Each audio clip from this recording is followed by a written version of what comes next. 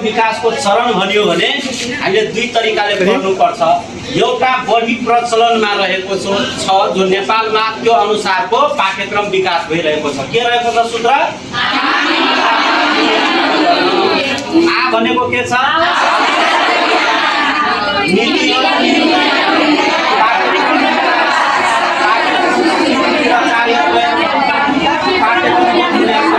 अब यसैलाई हेर्नुहोस्, हिल्डा टावाको अनुसार भन्यो भने फर्मुला के रहेको छ? के रहेको छ?